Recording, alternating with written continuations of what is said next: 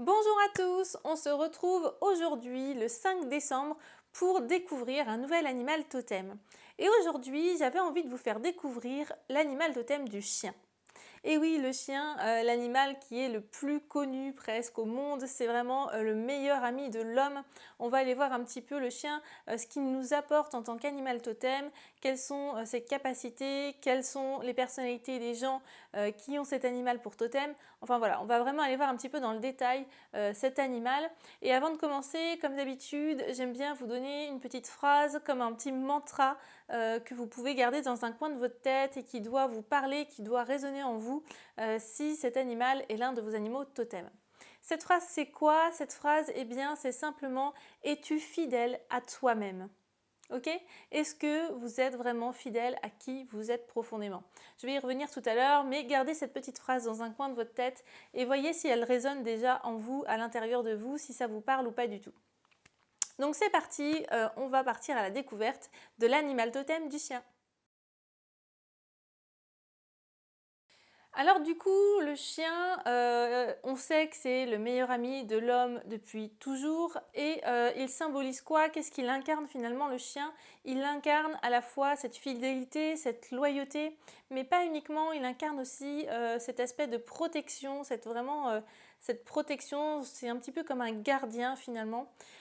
Il incarne aussi, au-delà de la fidélité et de la loyauté, il incarne l'amour inconditionnel, il incarne la sincérité quelque part.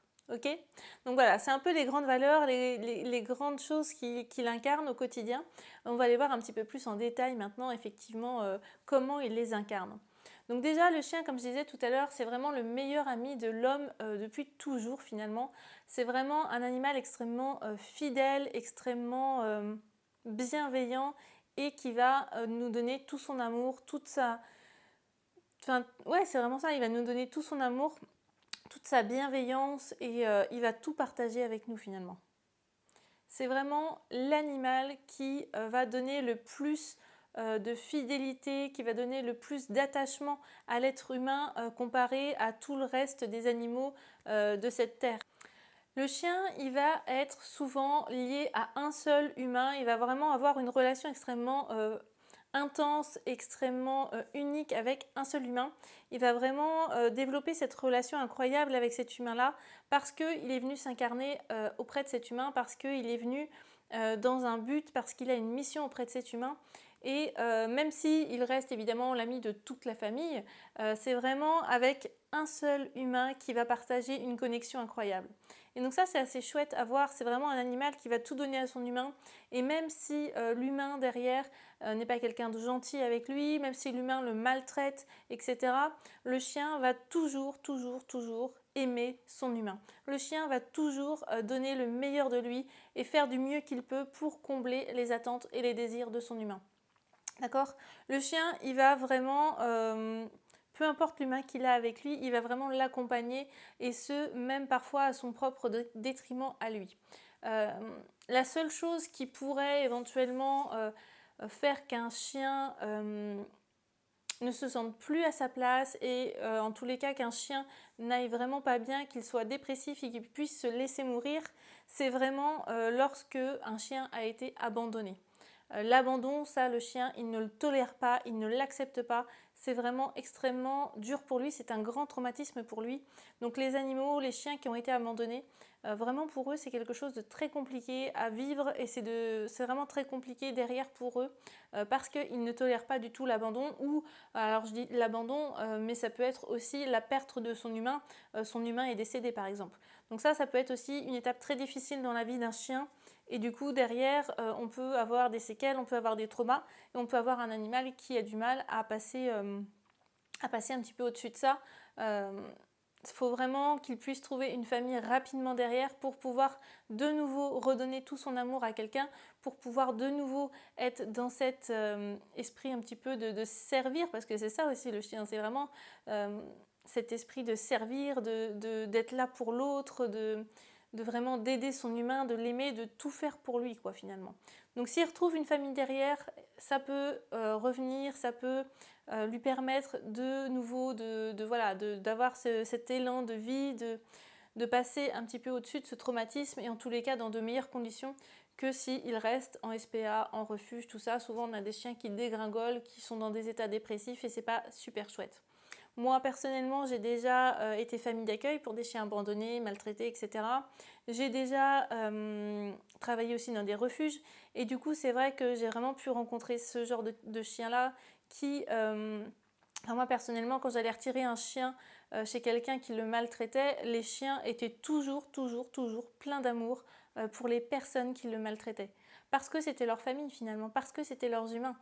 Mais pour autant ils n'étaient pas heureux, ils n'étaient pas bien, ça c'est clair. Mais ils aimaient leurs humains.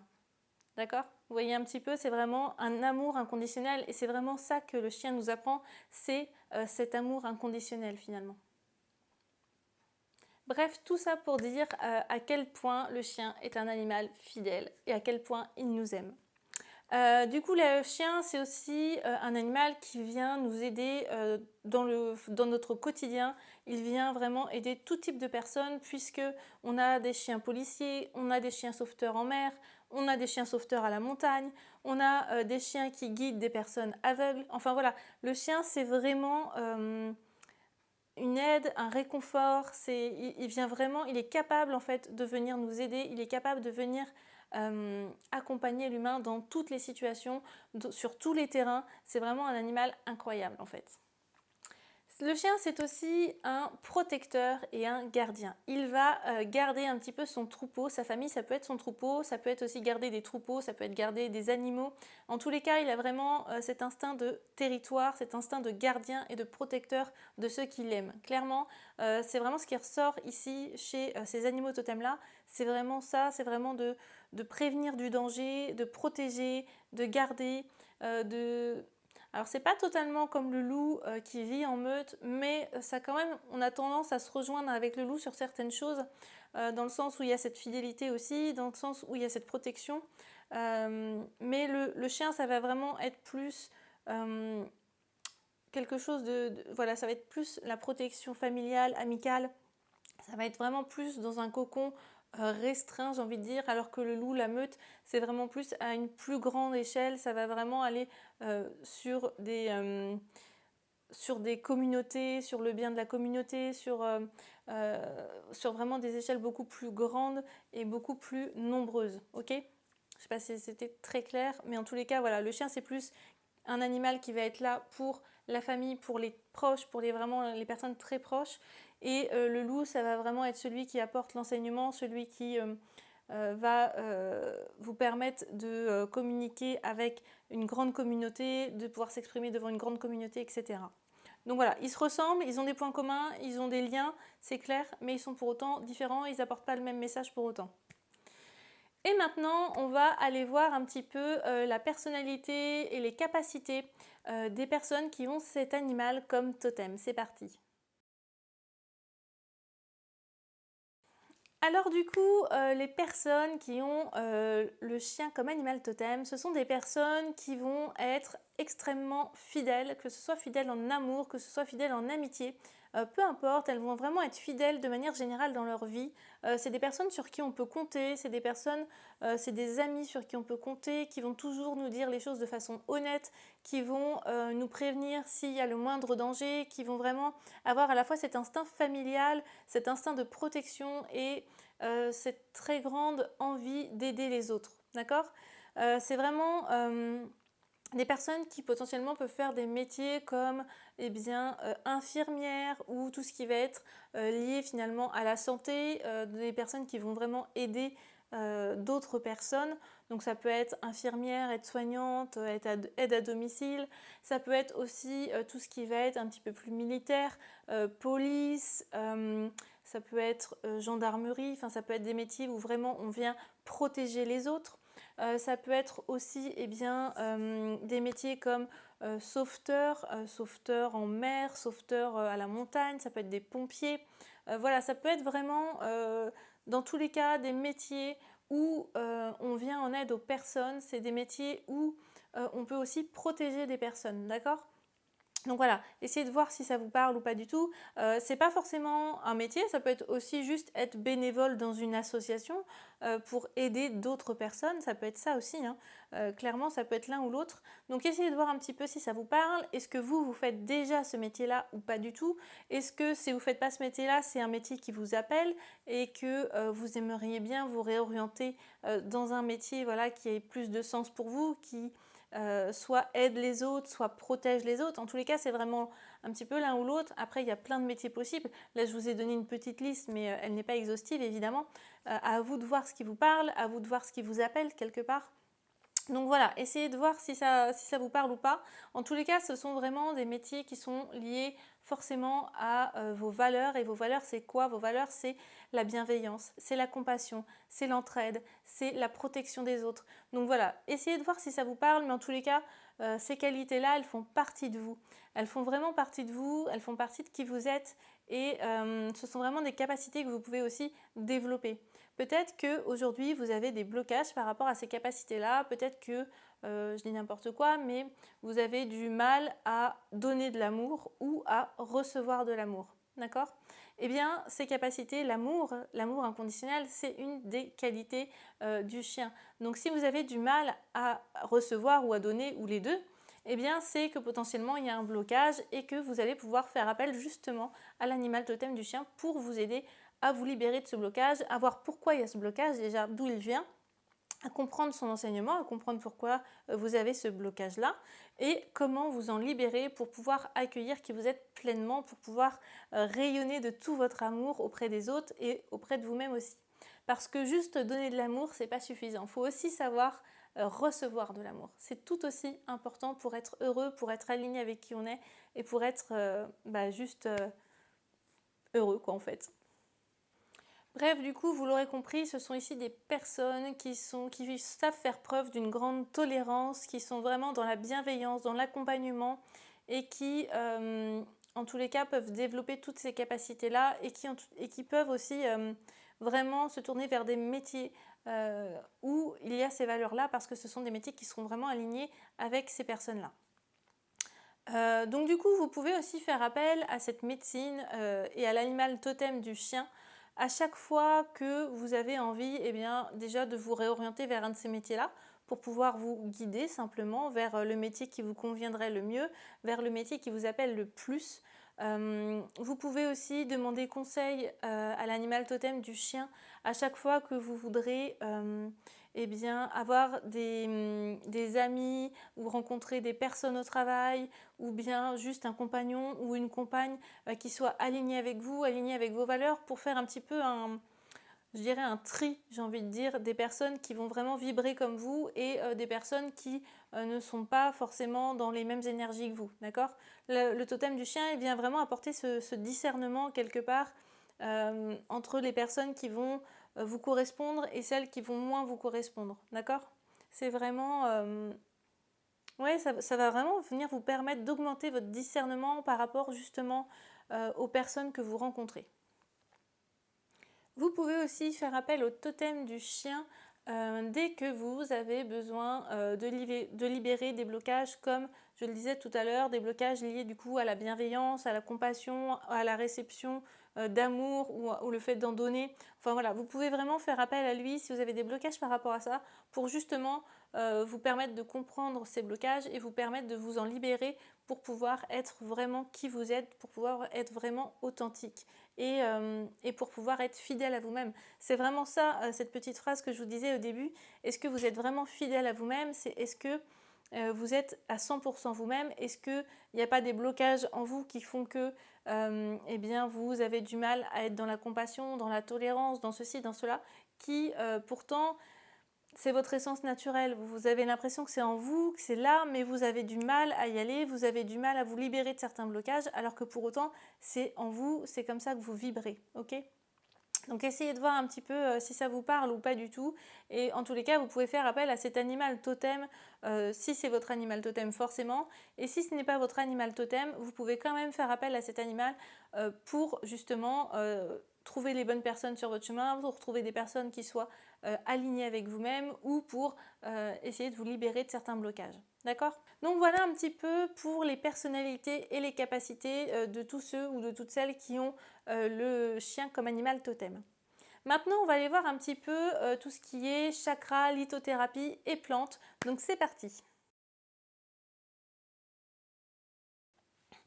Alors on commence par les chakras. Donc le chien est relié à 2 chakras. Le premier chakra, c'est le chakra du plexus solaire qui se trouve au niveau de votre plexus solaire et qui est de couleur jaune.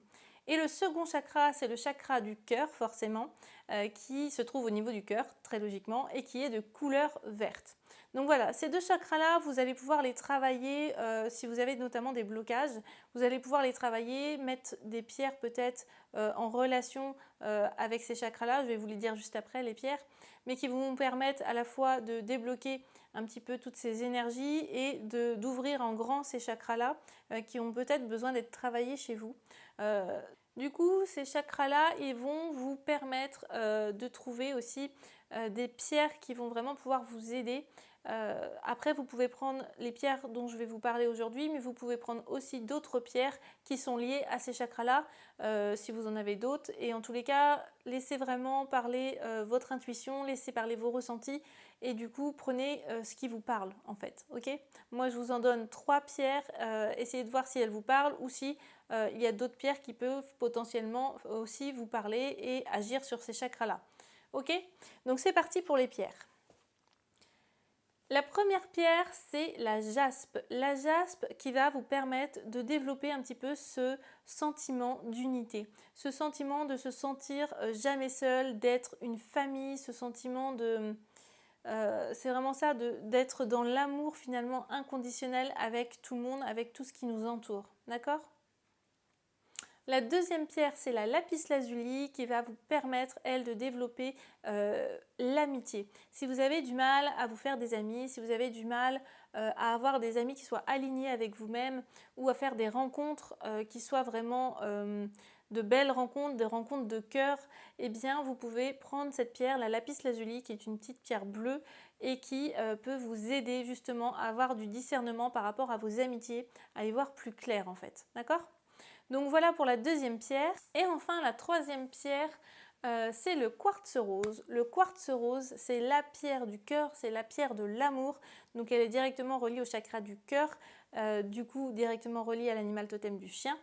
Et c'est vraiment la pierre de l'amour inconditionnel, la pierre qui va vous aider si vous avez du mal à donner de l'amour ou à recevoir de l'amour, si vous avez des blocages à ce niveau-là, si vous avez vécu des traumatismes, elle va venir penser ces petites blessures ou ces grosses blessures d'ailleurs comme un baume cicatrisant, comme un pansement qu'on mettrait sur une faille. En tous les cas, voilà, c'est vraiment la pierre de l'amour inconditionnel. Donc n'hésitez pas à vous munir de cette pierre parce qu'elle est vraiment directement liée au chien et à l'animal totem du chien. Maintenant, on va aller voir les élixirs floraux qui peuvent aussi vous aider à vous libérer de vos blocages et qui peuvent aussi être bien si vous voulez vous connecter à votre animal totem, tout comme les pierres en lithothérapie, ça vous permet de libérer des blocages, de vous connecter et d'honorer les animaux totems qui vous accompagnent. Donc c'est parti pour les fleurs de bac. Du coup, la première fleur de bac qui peut vous accompagner, c'est le hêtre. Le hêtre, ça va permettre quoi? Ça va vous permettre de développer votre compassion. Ensuite, en deuxième plante, nous avons la chicorée. La chicorée qui va vous permettre de développer l'amour inconditionnel, l'amour désintéressé, d'accord? De vraiment être juste dans un état d'amour inconditionnel, désintéressé, sans penser à tout le reste, juste à envoyer de l'amour, à être amour finalement. D'accord? Et puis la troisième plante, c'est la violette d'eau. La violette d'eau, elle va venir vous aider à développer tout ce qui va être sociabilité. Peut-être que vous avez du mal à faire le premier pas, à aller vers les autres, peut-être que vous avez des difficultés par rapport à ça. Et le chien pourtant, c'est vraiment ce qui vient ici nous aider à être finalement, nous aider à développer. Et du coup, cette plante, elle peut aussi venir en appui, en aide pour vous développer à être, pour vous aider à développer cette sociabilité et à être plus sociable avec les autres. Voilà pour les plantes qui peuvent aussi vous accompagner et du coup, eh bien voilà pour cette vidéo du chien, de l'animal totem du chien. J'espère que cette vidéo vous aura plu, qu'elle vous aura parlé. N'hésitez pas à me dire dans les commentaires si ça vous parle, si le chien est potentiellement un de vos animaux totems. Donc voilà les amis, n'hésitez pas à me dire ce que vous en avez pensé. Nous, on se retrouve bien, demain pour une nouvelle vidéo, pour découvrir un nouvel animal totem. D'ici là, n'hésitez pas à liker, à partager, à commenter et à vous abonner à ma chaîne pour recevoir tous les jours une description d'un nouvel animal totem. Et puis, sur ce, eh bien, je vous fais plein de bisous et je vous dis à bientôt. Bye bye!